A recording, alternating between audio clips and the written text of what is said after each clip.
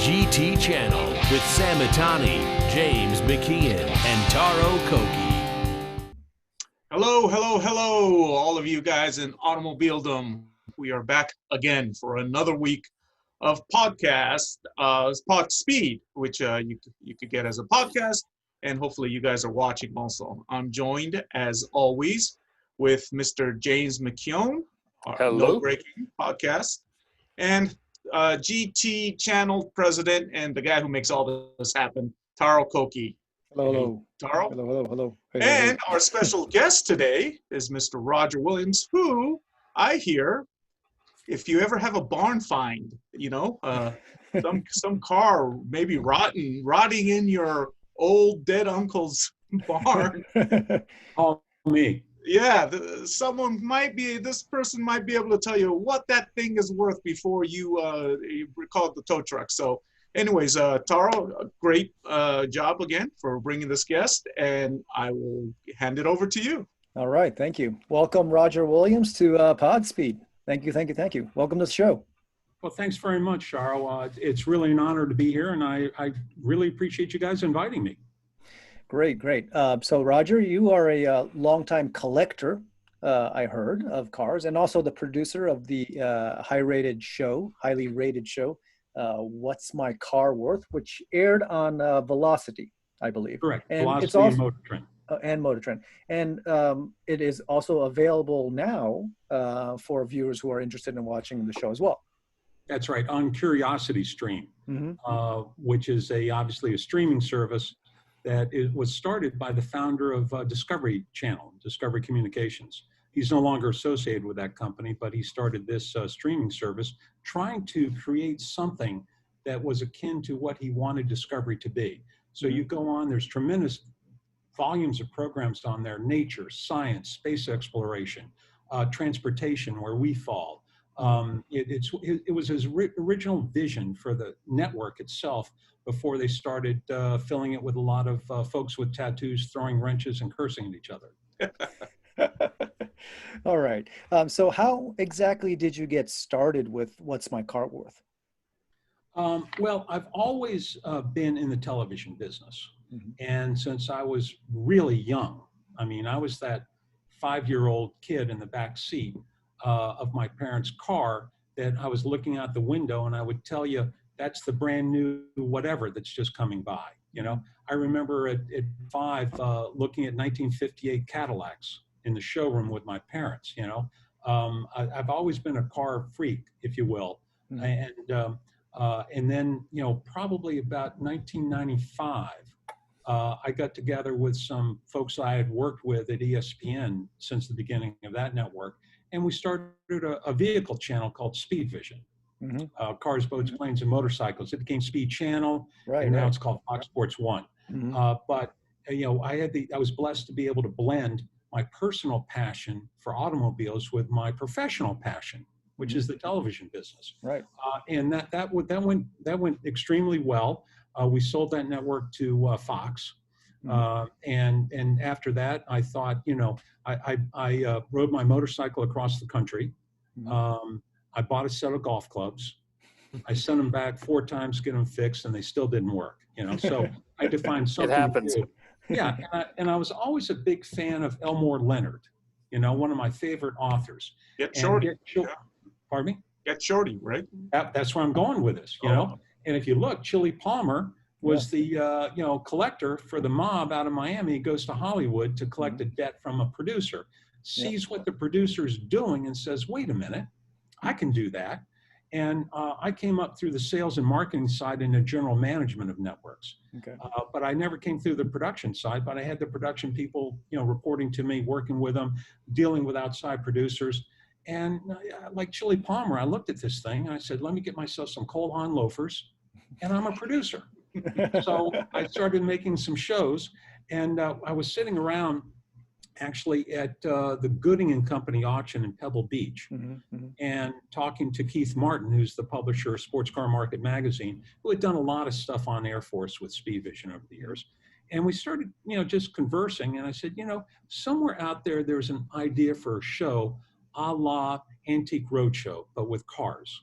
So let's see if we can do something like that. So so I started that program. Our first location was the Peterson Museum in LA. And we sent out a casting call for cars. We said, if you got a car, you want to find out what it's worth, bring it down. We had like 200 to 300 responses. And now, what year was this? Oh gosh, I knew you were going to say that, ask that. I want to say probably 07 or 08, somewhere around that time frame. So we got the, we curated the applications, and we had a nice group of cars come, and we brought them in on the set. And we said, okay, we evaluated the car, we looked it over, we talked to the owner, we said, what makes it collectible? Here are the points on it for condition. Here's what, and then finally we say, here's what it's worth. And, you watch Antique Roadshow and you've got that woman, we've all seen her. She's somebody's aunt, somebody's mother. She comes in with a lamp. Yeah. And it's been passed down through her family. She used it as a little kid. Her kids used it. It's all beat up. She, puts it down. I don't know, what's it worth, Yeah. And the Antique Roadshow guy says, oh, that's a Tiffany lamp. Yeah. That's worth $175,000. Yeah. And knocks her out of her chair. She jumps up screaming, and all that kind of stuff. Yeah. Here's the deal. Here's what we found out in the car world. Nobody is oblivious to what they own. And they all think it's worth a whole lot more than what it actually is. So always, I know what it's worth. Yeah. So we get on set. We're at the Peterson. We said, yes, your V12 Series 3 Jaguar Roadster is worth $75,000. And the owner would want to come at our talent and say, no, it's worth $125. And so we thought, this is not going to. How do we close out this show? It's the other way around for cars, right? They always overestimate. Yeah, you got it. And you're not going to tell somebody that brings their Mustang on the set that, oh, that's actually an R model Shelby Gt350 from 1955. Right. Underneath that Mustang exterior.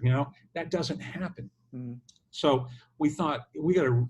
I thought to myself, I got to re-engineer this show. So next thing I did was I thought, let's go to an auction. So let's do the same show, but we're doing it with cars that are coming to the auction. Because everyone watches Mecum, everyone watches Barrett Jackson, and they all do the same thing. They sit around their living rooms and with their buddies, and they say, oh, that's going to sell for $55,000. And then you're amazed when it sells for 85 or whatever. So everyone's, that's the game. That's what makes those auctions so interesting, is that everyone thinks they can figure out what the car is worth before the hammer drops down. So we said, we're going there. Yeah. And so we'd interview the owner, we'd test drive the car, get some good driving footage, and the viewers really appreciated that. Yeah. And then we come up and we say, yeah, your E-Type's worth 75, and the guy says, no, it's worth $1.25. And we said, well, good luck to you. I hope you get it, but we think you're going to get 75. Okay. And I would say probably 95% of the time, we were so close to the right number, and typically most of the time we were below the owner. I see. There were a few exceptions. We had a guy on in Scottsdale at Barrett Jackson. He had a L88 Corvette, super rare, super expensive. He was hoping to get 250. It was original. I mean, even the air was from like 1967 in the tires. I mean, it was insane. And we told him, and we said, no, we think you're going to get somewhere between $4.25 and $4.50 for the car. And he said, boy, I sure hope you're right. Well, it rang the bell. He got $800,000 for the car. And he was hoping for 200. That's one of the rare exceptions where it goes the other way. And I did see him later that evening at Barrett. He was out in the staging lane, and he had so many cocktails in him.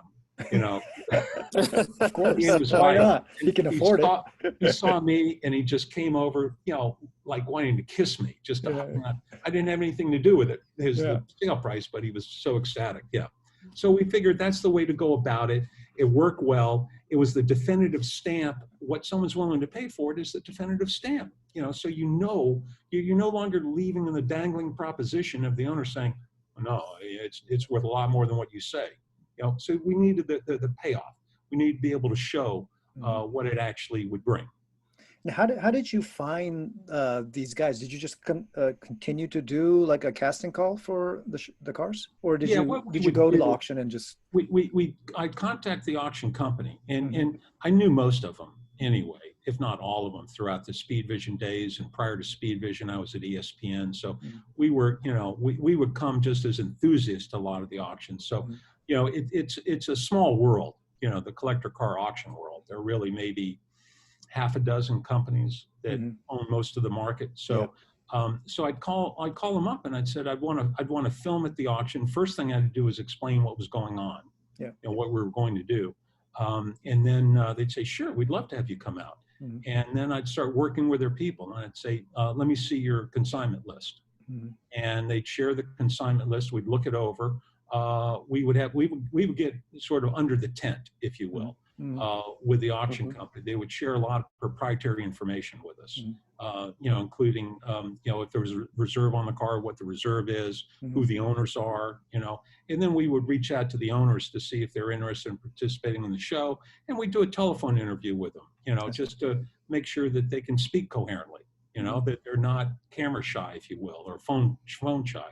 And then we would, line them up, we'd schedule them, we'd head out there, we'd show up. If the auction was going to be on a Friday, you'd probably find us there Monday, because we'd have to make sure the cars would have to be there on Monday through Thursday, and we'd make sure that the owners were going to be there. So, we'd grind out a lot of stuff. If we show up at an auction, we'd have to get probably 20 to 25 cars produced while we're there. Wow. Otherwise, the economics didn't quite make a lot of fun. Yeah, that's a lot of shooting in a short period of time. That's like 10-hour days, 3 or 4 days in a row. And you got to have stamina for that, as you know, in terms of the stuff you guys do. I mean, literally you're on a calendar, you're on a stopwatch. Right. And especially if you're at especially if at an auction and you're not at your own, on your own schedule, right? There's like a lot of other obligations that these, cars have to go, be at, or the owner has to be at some place at some time or something like that. And the truck driver, who isn't there when he's supposed to be with the car, Right. Said, a car was supposed to be here this morning. We're trying to reach the driver. We're not sure, And so we would go out and let's say we needed 20 or 25 cars. We would line up to shoot maybe 30 or in the low 30s for that very reason. Because, for that, plus you want to make sure that the cars you have on the show sold, that if the reserve wasn't met, it's kind of anticlimactic. And then you don't know until you get there how the owner's going to be on camera. Is it going to be a good interview or not? Even if the owner's good on camera, sometimes it's just not a good production. Something was off with the talent, something was off with the owner. They didn't click well. We couldn't get the right excitement on the set. Something, So we would always overshoot, so we could come out with 20 or 25 good pieces produced. Yeah, no, that's great. So I think there's no doubt that Sam and James, Roger is the guy that could maybe give us a list of some of the best cars out there that he's seen or hasn't seen or wants to see. So we've prepared a couple of questions. So we asked Roger to give us a list of best European, best Japanese, best domestic, classic cars, best new car, and maybe if we're lucky with time, we'll get to best used car. So how about we get to the first list here we have. It's best European. Roger, what's your best European? Well, let's start off with pardon me? Oh, I mean, by the way, this was not a hard assignment, guys. I mean, you're asking, somebody that loves this stuff and, could talk about it all day long. One of the cars that I like a lot are the E30 BMWs. I think they're great cars. They were built tremendously well. They sold a lot of them, Now, we all like the M3. Everyone, loves the E30 M3, but those are priced in the stratosphere now. Even if you had one, you're not sure how much you want to put it on the road. But, what happened was another producer, he works for another television company, he's not a producer, called me up and said, I want to get a car that I can work on with my son, and, something that's going to be fun. What would you recommend? And I said, well, you know what? Look for about a 91 BMW 325 IS with a 5-speed. Right. They're tremendous cars. I like the coupe. They're tremendous cars. They're almost bulletproof. You know, they have enough of them out there where you're not going to have to pay a fortune to get it. Yeah. And you can have fun all day long, and they're great looking. The styling has withstood this test of time with it. So I'm a big fan of those cars. I think, you know, some of these BMW coupes, whether it's the 2002 or this 325, you know, they're just tremendous cars. This one sold for $14,000 in June of last year. Yeah. It's a great price, you know, for such a good car. Very reachable. It's a great car, and the reason they're at that price is because there are a lot of them out there. I mean, you can spend up to 30 if you want a near perfect, extremely low mileage version, you know, car, but you don't have to. You know, you can get them in that, you know, $14,000 range, like you see right there. That's a heck of a bang for the buck, and a lot of fun. What do you like about this car the most, though? I probably like the drivability, if you will, the handling, the way the suspension is matched with the power plant, and the fun you're going to have with the stick. Yeah. It truly is the, you know, I mean, you know, they're the ultimate driving machine. You know, everything's just so well balanced. As a runner-up to my likes on it, styling. You know? Sam, what do you think? Oh, I love this car too. Yeah, it's just pure driving in its purest form, almost. You know, this was 1991, so I joined Road and Track in 1990. So this is when I was driving this car and the 5 Series. I really liked the 5 Series back then too. So the BMW, it was yeah, it's you know, our whole editorial staff went on road trips with cars like this, and it was just awesome because, you know, we look for winding roads and everything, and, you know, just being able to shift, you know, traditional manual shifter and all that. You know, it really was driving in its purest form. And as Roger said, the BMWs were one of my favorites. That's why I've owned a lot of BMWs through the years. So great choice, Roger. Thank you. All right, moving on. James, do you have any comments before we move on? BMWs? Well, I just think that there's the only thing you always have to worry about the BMWs, especially this era, is the BMW tax. I mean, it is a very expensive car to pick up now. I mean, they are very popular, as Roger mentioned. The M3s are astronomical in regards to price. I mean, I remember back in the day in San Francisco, I almost purchased one, but and I'm kicking myself now because I think it's 4 times the price if I was to still have it to this day. But I'd agree. I mean, I think I might err, and I'd like it's while the 3 Series is beautiful and well styled, I might like to err on the side with Sam and go with the 5 Series of this era being just a little bit more size-wise and comfortable for sort of the similar bang for the buck kind of thing, if that makes sense. For sure. I think that's perfectly acceptable, James. Thanks, Roger. Appreciate that. No problem. Yeah. Well, one day I looked around in my garage and I said, what's the theme of what's sitting in my garage of all my cars? And I said, wait a minute. They all have 2 doors and for the most part, 2 seats and decent horsepower. So I'm more of like a, you know, smaller car kind of fan personally, but it's all in your personal taste. But then, you know, listen, I owned a 535i, you know, with a stick, and they were great cars, tremendous cars. Roger, what do you think about, like, you know, even the Porsches like this, but the BMW back in those days, 1991, 1990, the 3 Series, the size, compared to the size of these cars now, you know, the 3 Series now is, I think, just absolutely dwarfs. They're enormous now. They are. They are. I like personally, we'll get to that when we get to new cars, but I like the 2 Series. Right. You know? Yeah. I really do. I'm a big fan of the 2 Series. But I'm with you. It's kind of like I've got actually it's my son's car, who works on the show. He's our one of our producers. He's got a 1967 Mini, you know, which is like driving a go-kart around. Yeah. They're so small now. It's a tin can. They're awesome.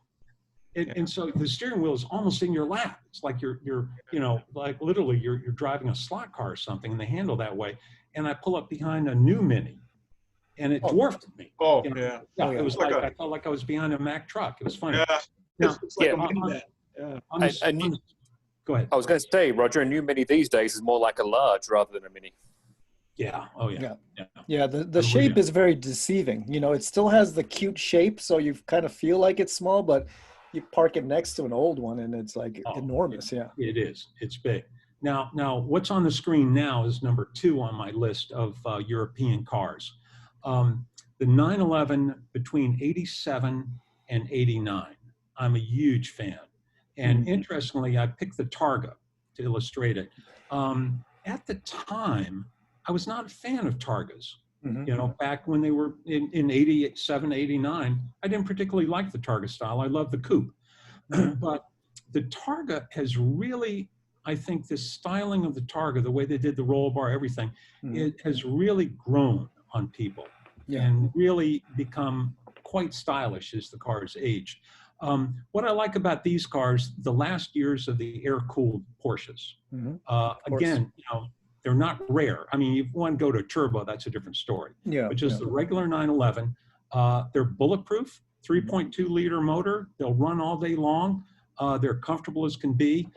They did a few things in 87 as opposed to the earlier Carreras.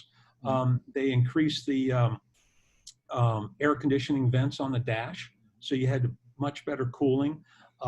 They went to the G50 transmission, you know, hydraulic clutch instead of a cable. If you've driven a 86 and earlier 911, the gear shift feels like, you know, I don't know, it's like a hot knife through butter. There's just no gating to it. There's no feeling of it. It's just all over the place, and you kind of pop it in the gear where you think the gear is supposed to be. These were tight and precise. And they made a ton of improvements for 87. And I think they did jack the price that year between 86 and 87 by at least 10,000, somewhere between 10, 15,000 by the time you optioned it up, because Porsche was all about options. Now, are Targas still more economical compared to the coupe and the cabriolet still, even back then? Oh, back then? For this price, for right now, like for 87, right 89? now, yeah, I think you're going to pay a little less than you will for a cab and you will for a coupe, but I love the styling. It gives the open air option. It's a very good top when you have to put that on. Again, I like all 3 years. And interestingly, if you lined up 3 model years side by side, it'd be very difficult to pick out any differences whatsoever. But as the service manager at a very large Porsche dealership told me, he said they made so many refinements throughout these 3 years that by the time you get to the 89, there must be, you know, 150 things they did better than they did in 87. Oh, wow. So ideally, you want to get an 89. You know, and these, you know, I mean, if you want, again, if you're looking for that low mileage, you know, pristine, you know, you're going to pay, you know, north of 75 for it. But, you know, one that's, you know, showing 60, 70,000 miles, which is nothing for these motors, can probably be bought in the $40,000 range, maybe 50. I see. And like I say, the styling is classic. It's timeless. You know, they're just terrific cars. Yeah, the guys know I'm not into convertibles, but I think I can do a Targa. What do you guys think? I'm not a big Targa guy, but Roger, what's the price these days from this 87 to when they went to the 3.6? Because I was once in the market when you know, for the 3.6, and then at some point it just, the price just really jumped, and it took me out of the market. Now, are you talking about the 3.6 turbo? The turbo, the turbo was when I was in the market for it. I just said, wow. I know. That's my favorite turbo, Sam. Me too. I love that turbo. Absolutely my favorite turbo. I would, I've never owned one. We had one on the show and in one of the early seasons. And at that time, it was worth probably about $60,000 to $70,000. Wait, when was this? Oh, gosh, this was probably 09. 09. Okay, so it was before that when I was kind of looking around. They were around 40 grand at that point, and then all of a sudden they're like 80. And then what are they now? Are they over? Oh gosh, yeah, they're 275. yeah, exactly. Bought one back then. Dang it. Yeah, it's like, are we going to touch them at that price? I don't know, but but yeah, that's. I mean, this particular one we had on the show was Guards Red with tan interior, and it was low mileage. It was just beautiful. And the guy that owned it still teases me. He looked at me and said, well, I'm not going to sell it for that price. And he did sell it later on for probably about, I want to say maybe 100, 100 and a quarter when they started to move up. And then he used to call me and tease me about it. When they hit 250, I started calling him and teasing him. He feel now about that Right, 911 Turbo and said, "I wish I still had it." You know, Yeah. was his Right, response. right. But these are terrific cars. You know, they're very serviceable. You know, you don't have to. You know, there's not a lot of high-tech computer stuff all over it. You know, you can do very well and be very happy with that car. Great. Great. Now, Next. if you want to move on to the next. Sure. Yeah. yeah. I mean, I'm a product. Well, we are product of the 80s and 90s. So this one's got to be one of This our is it. favorites. Yeah. This is it. The Ferrari Testarossa. When Ferrari introduced these in the late 80s, they were breathtaking in terms of radical styling. You know, 12-cylinder behind the seats, flat 12. Everything was horizontally opposed. Everything was just, you know, everything was something with it. And even the Whitney Museum here in Manhattan, in New York City, had one on display as a work of art when they were first introduced. Ferrari put one right in the first floor of the Whitney, and that's actually the first place I saw one. They didn't have any at the dealership in Manhattan then, so I went to the Whitney to see it. Then as time went on, the styling got very dated, you know, very 80s like, you know, and they sort of fell away, you know, from being, you'd see them and you'd avert your eyes, you know. Then probably in the last 10 years, it's interesting, it's really come back into vogue, at least for me. I've really started to appreciate the styling again, the wide stance from the rear. It's funny, you're a little offset from the pedals when you sit behind the wheel of one, you know. There's, as big as it looks, there's not a lot of room on the interior. And so there are a few quirky things like that. And obviously the old thing with Ferraris about doing the belts and having to pull the engine to do it. And so if you buy one, you want to make sure it's had a recent belt service. But these can be had in the $100,000 range. Yeah, look, this one went for what, 81,000 2 years ago. I mean, that's, And there was one on BAT, I think it's closing out today. Okay. And last time I looked, the bid, it was a quite nice one, low mileage, and the bidding was about 108. You know, maybe yesterday or the day before. So I just think if you want to get in the Ferrari, if you want to step into a Ferrari for any kind of reasonable price that you're going to have a lot of fun with, Testarossa is a great way to go. Roger, can I ask you then, what about if you think, okay, I want to buy a Ferrari, but you know, a lot of Ferraris increase in value as you know, they're almost an investment. Is this something that you would say, hey, you know, maybe I should buy this, have fun with it a little bit, but then just be careful and let the price appreciate? You know, on these, I think yes, because and then Farina, you know. Yeah, so, it's a beautiful car. I think that there's always going to be a market for it, and if you buy it right, you'll be okay.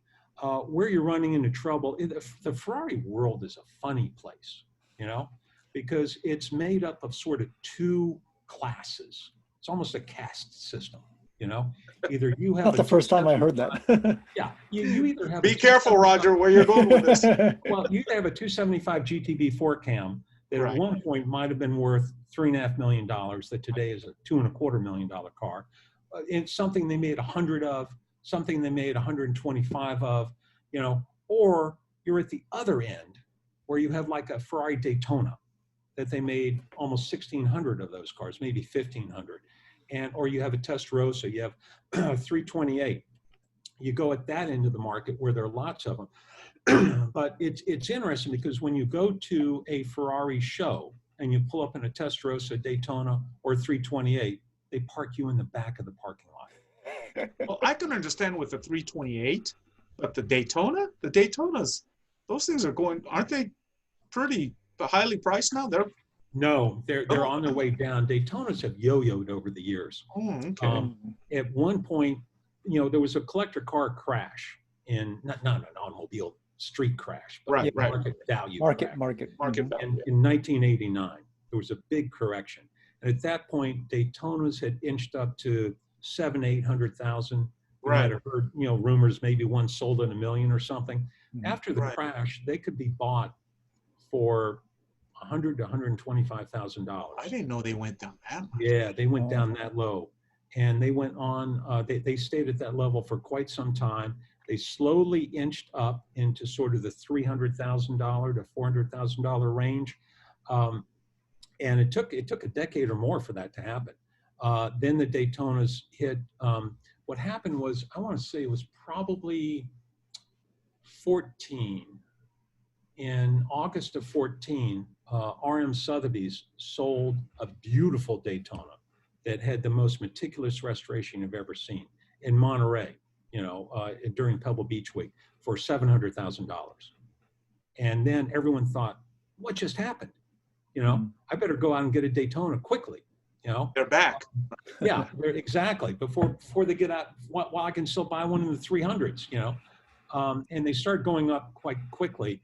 I actually looked at one at the Auburn auction, a couple of months after that Pebble Beach sale, maybe a month after it, and I could have bought the car for $345.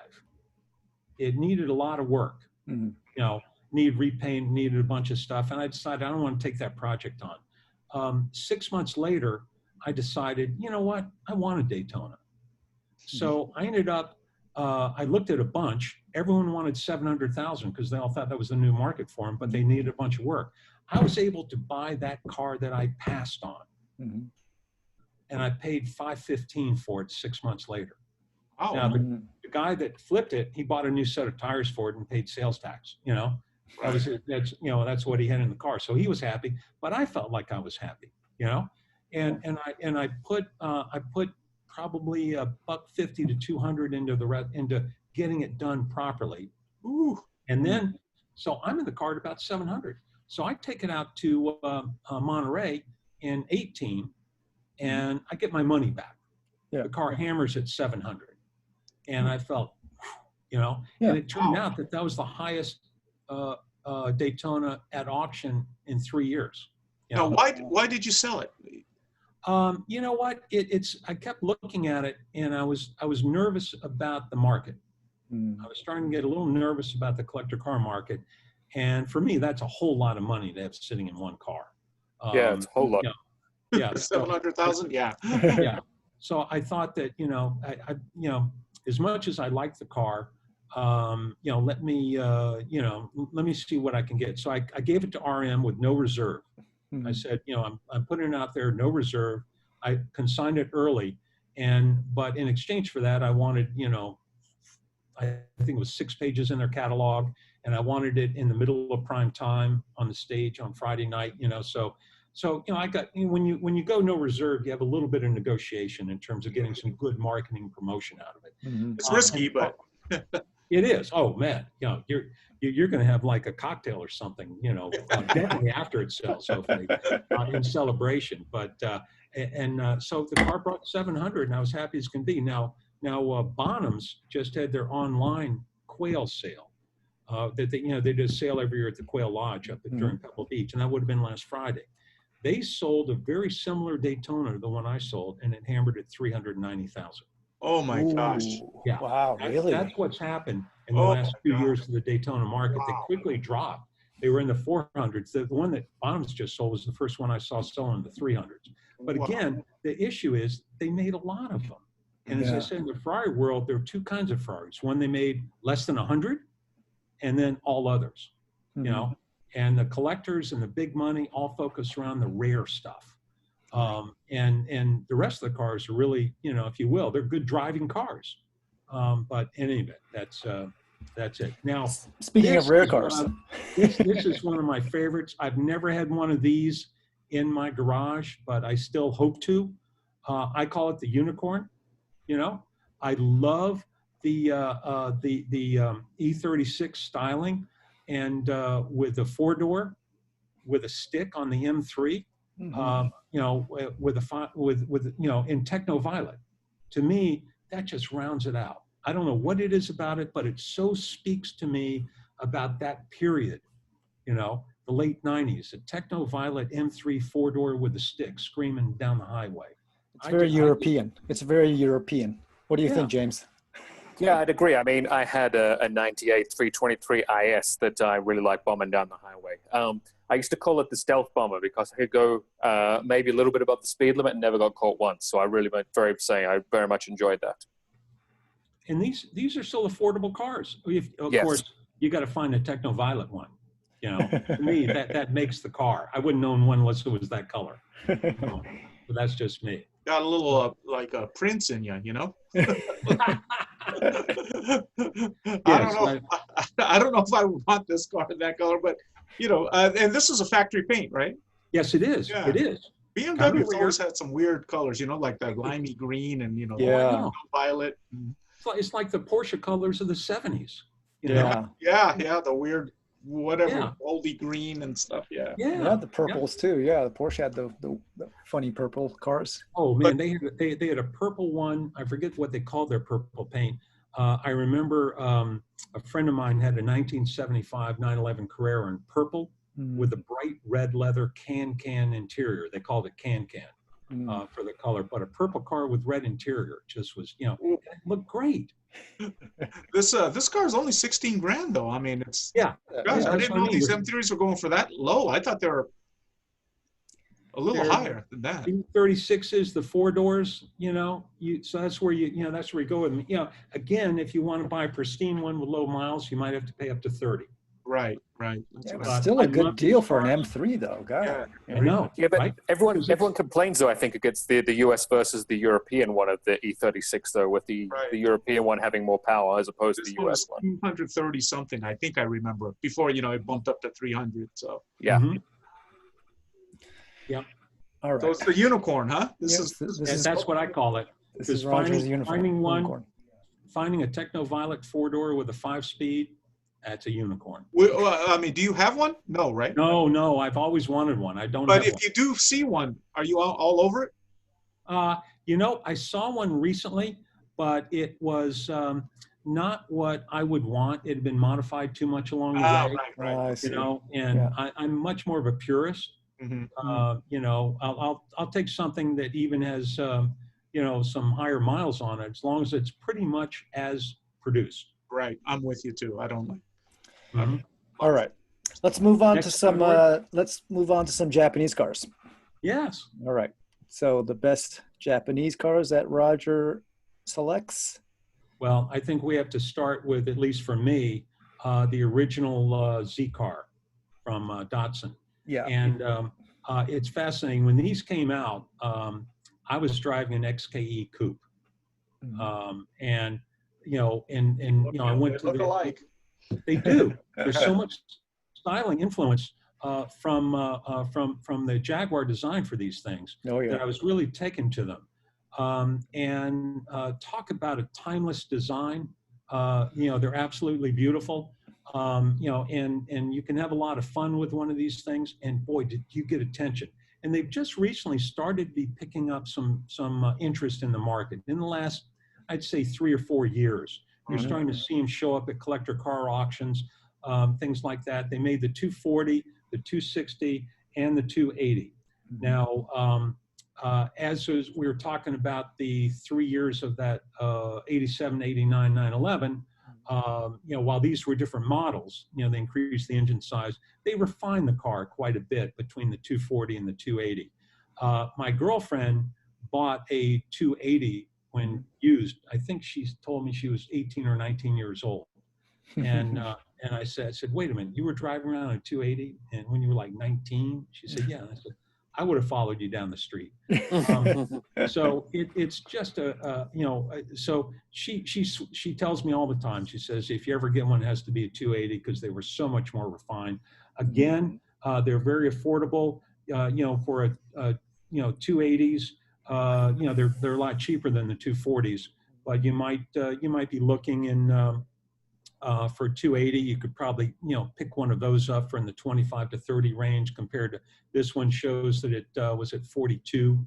42, man. Yeah, 42. Yeah, I know. Can you? Yeah, where were you 3 years ago, Sam? Yeah, I know exactly. Yeah. These Datsuns Nissans, they're going up in price. Last week, I think it was a 240 SX, you know, not a Z, but a 240, 1990 240 SX went for $32,000 last week. Whoa. Yeah. Yeah, They're really starting to become appreciated. Yeah. Appreciate bid, not appreciate team. Yeah. But you know, they are. I mean, you think about it. I mean, just you know, great cars. Yep. Just you know, Good cars. and we all ignored them for so long. You And know? you still see them on the road, which is crazy too. Oh yeah. Yeah. Well built. Yeah. Yeah. I mean, Z's have, there's a really strong Z following, a strong club, movement and all. But I think the general auto enthusiast, market is starting to recognize them, not just That's kind what of I was like saying. a thing. Last few years, these cars have left the club, and more people outside the club are noticing them, which is always to the consternation of the people in the club, because they're mad now. Yeah. The prices are being driven up, and they can't afford whatever they wanted to get now. Yep. All right, next. Oh no, so this is That's the the 280. Yeah, this is the 280. Yeah, exactly. Yeah, sold for $15,500. 15.5. It was way cheaper than the 240. Yeah. This is a car that really killed me. Yeah. Yeah. Now we're making sense. One of my favorites. NSX. Yeah, I like the very first 91s and 92s. Me too. Those to me, the first time I drove one, I think it was a 92, and I felt like I was driving a go-kart. I mean, the handling was so tremendous. And as you may remember, Sam, being in the editorial business back then, that's when these cars ate a set of tires every 3,000 miles. Oh, the rear tires especially. Yeah. I mean, because the way Acura the way Honda basically set up the suspension, they set it up for driving and performance, and to the expense of tires. And there was actually a class action suit, you may remember, brought against Honda for this, because people were tired of having to buy a new set of Bridgestones every 3,000 miles. Basically, you take your car in for an oil change and get a set of tires. Right? kind of true. People were getting a little upset about that. So they did a settlement.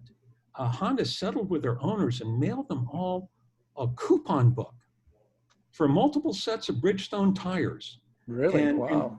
Throw the coupon book in your glove box. And when you go in for your oil change, tell them to put new tires on and give them one of the coupons. Wow. Every owner got the coupon book. I just think that, and after that, because they didn't want to keep having to make those kinds of settlements, they redesigned the suspension so it did not eat tires. And while it's still a good handling car, it's not like those early ones. No. Yeah. Well, the earlier ones were, test driven by Arch and Senna, and they basically wanted to reproduce that. So, folks are going out with like super stiff, sporty suspension, So setups. Roger, I was thinking of buying a first generation NSX a couple years ago, in 2018, because this one's 2019, and they were going for 30, 35. I go, okay, yeah, let me wait and just kind of see what it does. And right now, it's probably double that now, right? It's at 100. For around 70. You're going to find that, you're going to pay probably 60-ish or something like that. I think more than that now. Well, for the interesting one, the later model ones are the ones that are bringing the real money. Oh, really? I don't think they expose the headlights. Those? Yeah. I think those are up. And they've got the, or they'll have a target top, all that kind of stuff, and people like that. And those are the ones that they're tending to bring more dough. So if I wanted to get a red one with the nice round aircraft cockpit kind of the canopy thing, I mean, I could. You're saying they're about 60 these days? Yeah. You can get it in that price. Maybe I should look to buy one before they become $90,000 cars. Exactly. Yeah. There's a couple days ago I went to Top Rank. Top Rank's a importer of JDM cars here in Southern California, and they have a pearl white, I believe it's a 94 NSX, and apparently they're pretty rare. I don't even know if they had the pearl whites here in the U.S. I've never seen one. Yeah, and they're very rare in Japan as well. And it's not a Type R. But it's a JDM Honda NSX, and they're looking forward to probably selling that thing up there, like 80, 90, and it's a 94, so. It's interesting. Like I say, the later model ones bring more money than the early ones. Yeah, that's weird. But I love them, and I'm with you, Sam. It's got to be red. Yeah, To me, that's the first one I've ever driven, and it's yeah. I like Yeah. the whites. I like the whites. The I'm Type with R, Taro. the I like Type the R whites. white. Yeah, the Type R white. Mhm. Yeah. But again, they're tremendous cars, and like I say, handling wise on the early ones, Mhm. unless you're on a go-kart track, there's not too much that's going to match it. You Yeah, know? yeah. They're- No, they're good choice. really, you know, Good choice. Yeah. Good choice. Moving on to the next car. Yeah. So we're following the Z and the NSX. I would assume that you would go with something like a GTR, personally, but Roger, you're going to have to explain to me why you chose this car. Okay. This is the this is the first Oh gen my God, the Celica. Celica Supra. Celica Supra. Celica Supra. Excuse me. Celica Supra with a stick. When they came out, here's the problem. See, I remember when all these cars were new. You know, that's my problem. And these were tremendous cars. They handled great. They had lots of power, extremely handsome styling, and they really took, in my opinion, they took the Toyota nameplate to a new level here in the States at that time with the introduction of this car. Okay. I just think they were tremendous vehicles and reliable, you know, good looking, good power. I just think it's a landmark car in the evolution of the Japanese nameplates in America, and that's why I like it. And by the way, you know, I still think styling wise, the thing is beautiful. It still holds up. And you can basically get these. I mean, you can buy the nicest one there is out there, absolutely most pristine one for under 25,000, and most of them you're going to buy for 8,000 or 9,000. So very affordable. Yeah. You're not going to see yourself coming down the street in one of them. You know, there'll be a little bit of cachet to the fact you have it. And I just, you know, I really like them. What can I say? You know, Yeah. I owned one. Oh, did you did? Not the Supra, not the Celica Supra though, but the Supra Celica? that, you know, had the kind of the same body style, Okay. almost the cockroach kind of body style. Yeah. What do they call this 5 body years. style? What do they call this body style? Isn't it? Don't they have a nickname for this thing? The round, was it the slug? So they have. I thought it was like the something like cockroach. that. Yeah. Is it the cockroach? I thought so, but that's what everyone's calling mine.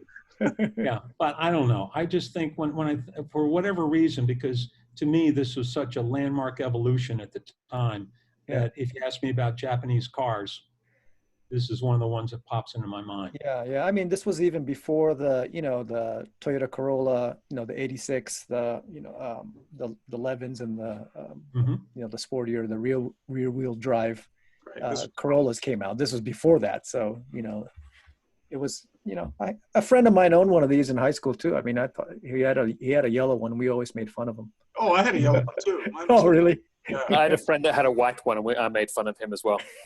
Roger, everyone's making fun of people.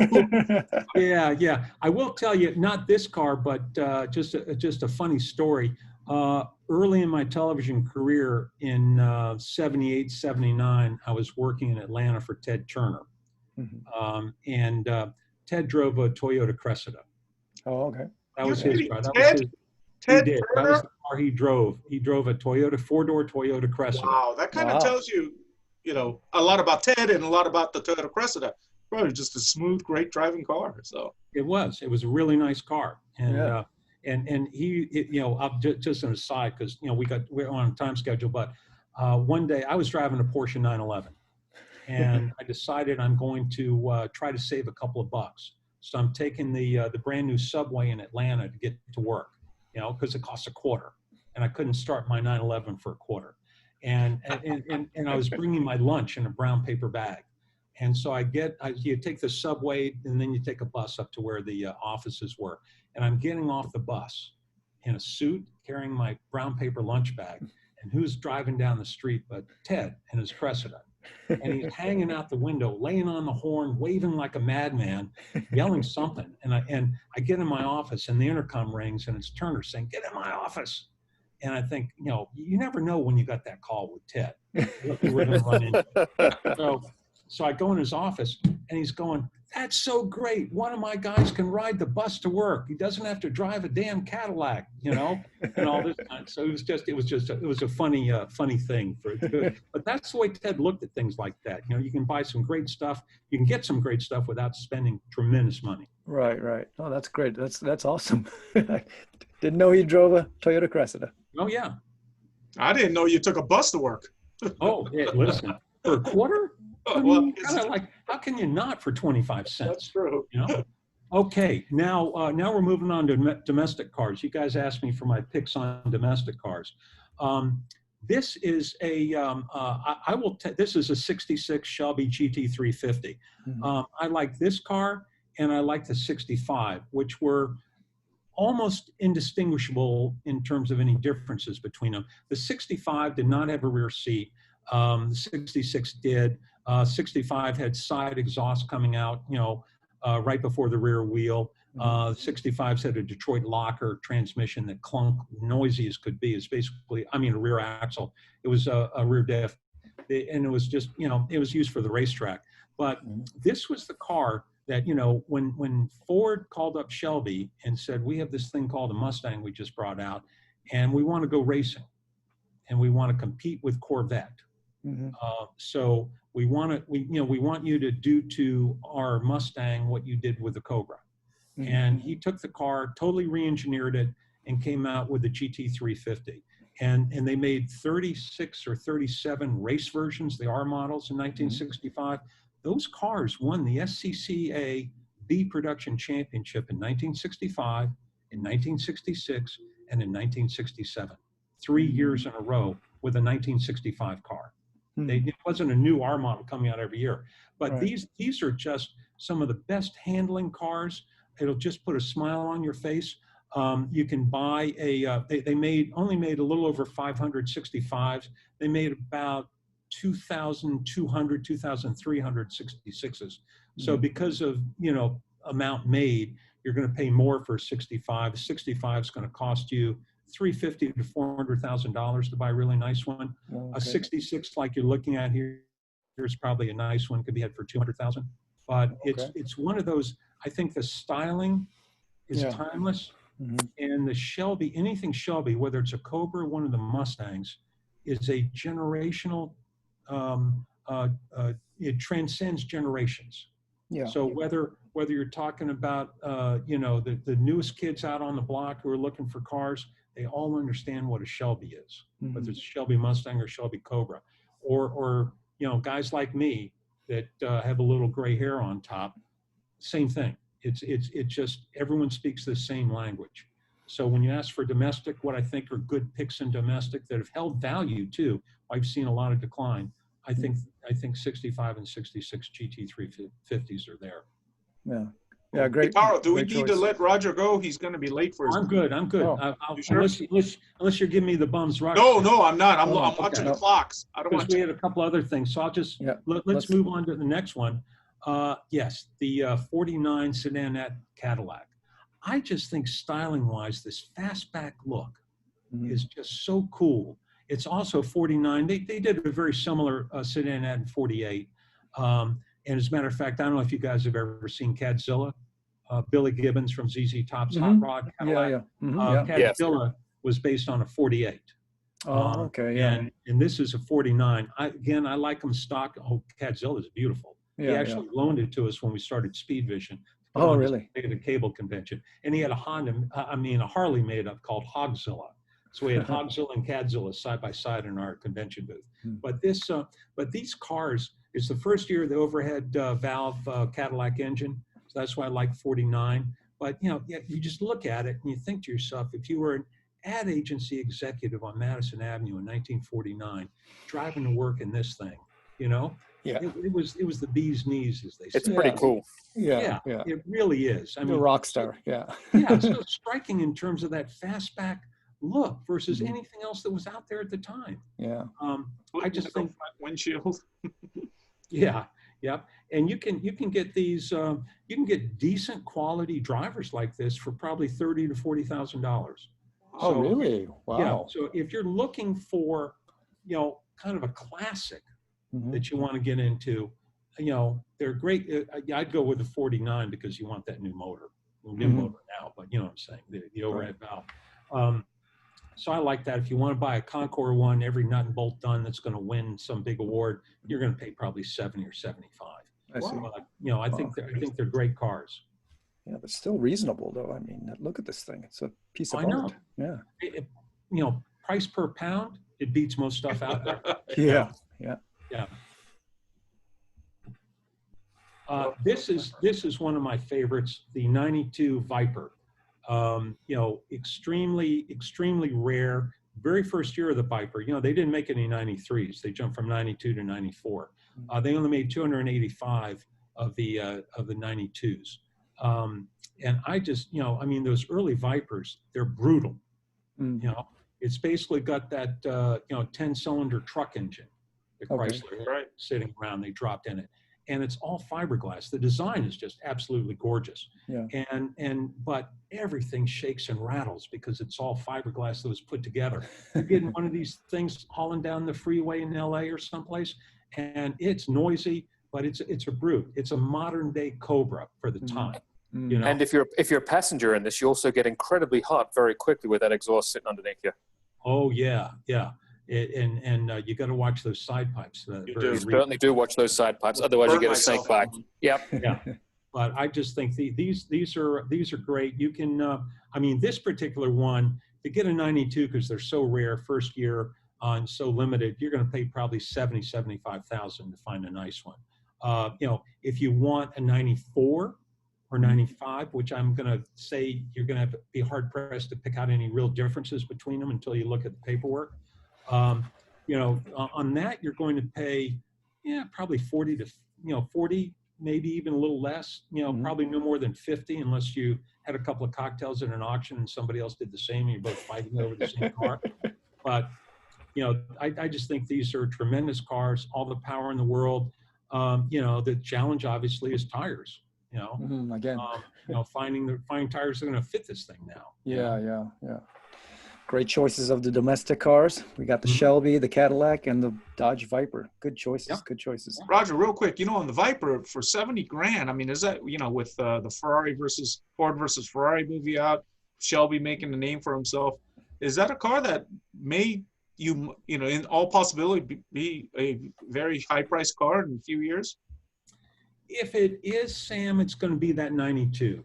Just the first one, right? First year, and a very limited number. They didn't race the Viper until later, so there was no real race association with it. You get into the into the 90s, late 90s, and the Viper coupes were racing at Le Mans and did quite well. Right. The Orcas and but the regular street Vipers like this, I don't know. It's more you got to look at these things as almost like nostalgia. Who was around in the 90s who had a poster of this on their wall in their bedroom? I did. Yeah, exactly. I actually have the poster of the 92 that Dodge gave out at the New York Auto Show. And I've got the Hulk Hogan poster. Oh, nice. Really? Yeah, where it came with the yellow wheels as well, the differentiator between the two. Nice. Yeah. Moving on to classic cars, this is the 33 Auburn Speedster 12-cylinder. I just think it's you think of the Auburn Boattail Speedsters, you think of the 35 and 36, where the grille was raked back a little bit and bulbous fenders and supercharged pipes coming out the side. That's all well and good, but to me this is a classic style. And the 12-cylinder gave it all the torque and power in the world. And these were extremely rare. I think they made 12 of them. Oh, really? Wow. Yeah. And to buy one of these is probably in the, $450,000 to $500,000 range now. Oh, wow. Okay. Yeah. But you can buy an 8-cylinder one for a lot less. But to buy the 12, which was so rare. I see. Now, I know you guys are on a time crunch. Do you want to jump ahead a bit? We can to the jump next ahead. Part? Yep. Okay. Let's the Stutz. right through these. Yeah. Yeah. To me, the Stutz just presents just power you see this thing coming at you down the road with that grill, those headlights, the mass of it. And this was the Stutz 32, the DV32. And what is Stutz couldn't afford to engineer a 12 at the time when everyone else is coming out with 12s and even 16s. They had to stick with their 8. They didn't have the money. So what they did is they engineered a 32 valve head for it. So they had 4 valves per cylinder, Ahead of its nobody time. else had at the time, Yeah. which gave it, tremendous power. And these are, I mean, and just the fit and finish of them, they're fairly rare, but you'll pay probably 100 to 125 for one of these, really well done. And I don't know, they float my boat. Yeah. Now This one is beautiful. this one, the Bugatti Royale, it's Yeah. funny. When I was, today people think about what's the most expensive car out there. Everyone says, well, it's a Ferrari GTO, They sell for 75 million. Rumor one went privately for over 100 million not too long ago. When I was growing up, this was the most expensive car in the world, Bugatti Royale. Bugatti built 6 of them. And you had to be a king to get one. Hence the name Royale. Yeah, it looks like a king's car. The engine was, it was over 700 cubic inches. I can't remember the exact number, but they were locomotives and massive, handmade. They were the ultimate luxury. They're the ultimate statement of an automobile at the time. And they have somewhat kind of, I've only seen one in my life. And which is not surprising, seeing it's only made 6. But the Bugatti Royale, it's just it's a breathtaking car. It's sheer statement of purpose and power. Hence, you had to be a king to have one. And you've kind of like, people have almost forgotten about them. It's there is a price to one of these, like at an auction. What do you think? Oh God, it's like in a priceless yeah category, though, right? Yeah, Something like this. If one came to auction, I don't think you'd get one for less than $40 million personally. Oh, yeah. It'd have to be in that price range, if not more. And I think that rounds out our classic cars. I can just tell you verbally if you want, just to go real quick, guys, because I know you were pressed on time too. You asked for my. We're not pressed on time at all. We're worried about you. We're worried about you. Yeah, we can listen to you all day. When you asked me to come up with a list of cars, okay, yeah, I can do that. I can do that easily. Let's move on to the new car category. Okay, if you're okay on time, we'll keep on going. But I've probably got a good 5 or 10. I can play with you guys. All right, let's rush through these. All right, so let's go to the next one. Yeah. Okay. Which is new cars. Whoop, hold on. New cars. We're going for. There we go. The 2021 Corvette Z06 Edition. The General hit it out of the park this time with the Corvette. I've owned some Corvettes, some older ones, but I'm not a big Corvette, especially the more modern Corvettes. I'm not, but this car, the styling of it is so breathtaking, mid-engine. The Z06 model is somewhere around 650 horsepower. Yeah, plus this is a 2020. This is a 2020 that we're looking at right now. Yeah. It's going to look the Z06 will have a few more flares and carbon fiber bits, all around it. Groundwork and stuff, which is going to make it even more breathtakingly beautiful. Yep. And they're going to retail them at $85,000. It's a hell of a bang for your buck. Yeah. And what do you think of the choice that they made to go midship? I'm fine with it. I think mid-engine cars handle tremendously. I like it. It's I think it'll be a great a great seller. I think I don't think it has. There was a time, Taro, that something had a mid-engine, and it's like, well, that's quirky, that's weird, But I think enough time has progressed that it's not a 914 Porsche, mid-engine. It's like I think that you got. And I think, to be honest about it, most of today's buyers, with how good these cars are, can't tell you where the engine is anyway. They never open the hood. They never look at it. Yeah. Somebody does that for them. Now, you remember earlier we were talking about BMWs, and I said I'm a big fan of the 2. I am a huge fan of the M2. I think bang for the buck, the M2 competition is one of the best values you can get out there. It's over 400 horsepower. It's an honest 0-64 second car, if not even a tenth of a second less than that. They're so well made. You've got that 7-speed dual clutch transmission.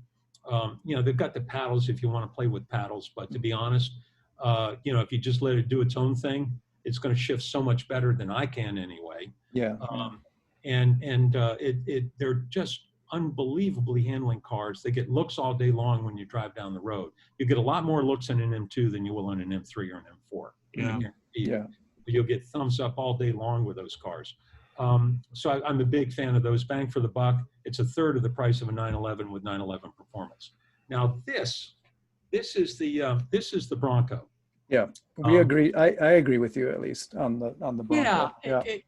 I think, Tara, the jury's still out on these, and because no one's actually seen one. You get them in the, you see them in the pictures everywhere, but I don't know any automotive writer that's even gotten to drive one somewhere. So they're still out, but they certainly look handsome. They're getting a lot of buzz. They're going to come out sometime in 2021. This is the Badlands edition. They're doing all kinds of fancy things like that. Now the question's going to be, how's the styling going to hold? You go to these retro things. They look really cool at first, and then are you going to be able to live with it? And case in point, you guys may remember the Plymouth Prowler. When Plymouth brought that out, everyone said, "What a cool looking car!"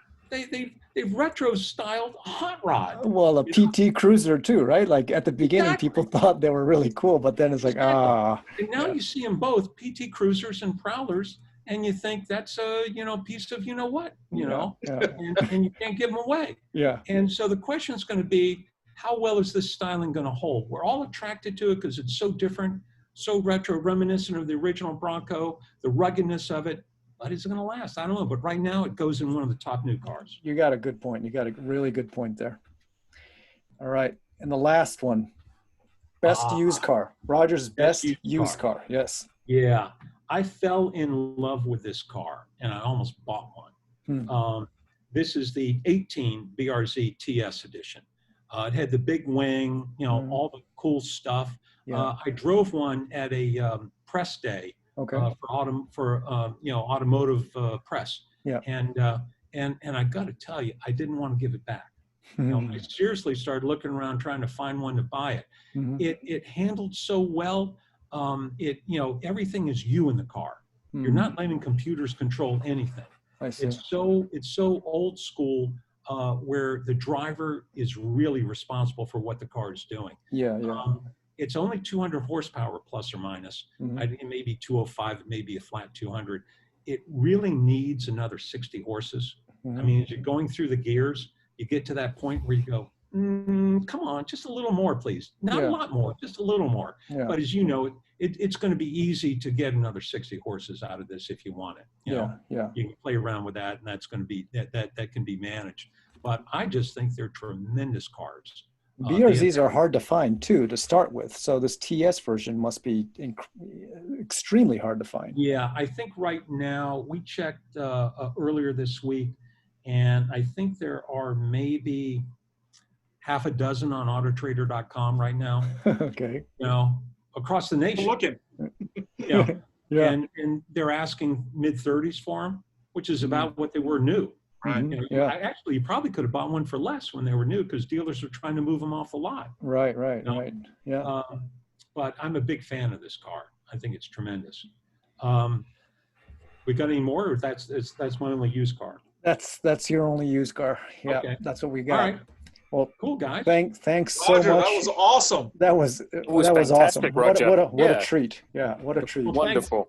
Thank you, guys. Like I say, I love to talk about this stuff. My passion for cars has been with me my whole life, and as I said earlier, being able to marry that with my passion for business and the television side is just been. I'm a very happy guy.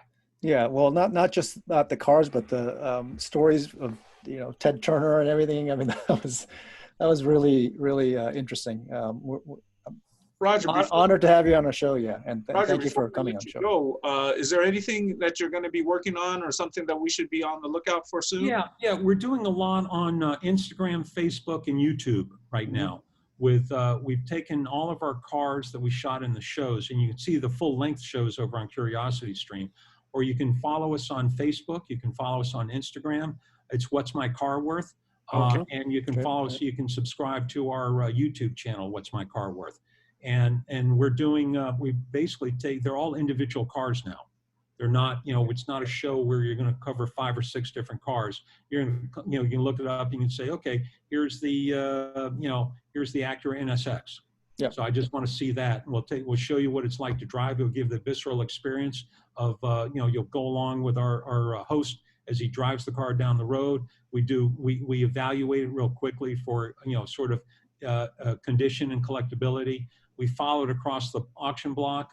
But that might have been, 4 years ago. So then we update it with what it's worth now, what the market has done with that car. Awesome. Great. Yeah. So each of the clips are on one car only, right? Yes, one car only.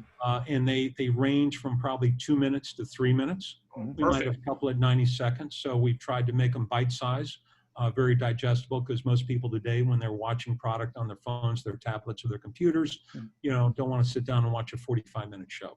Yeah. Exactly. So, yeah. So like this one. Yeah. Yeah. I was going to say, until you got to that point, we're trying to emulate Taro and the GT channel, model. So, yeah. Roger, thank you, man. That was awesome. Thank you so much. Wonderful. Thank you so much, Roger. Have a nice cigar and a nice drink of Bacardi there. That's where I'm heading. Okay. All right. See ya. Bye-bye. Enjoy your night. Bye. Thank you. Well, that was awesome.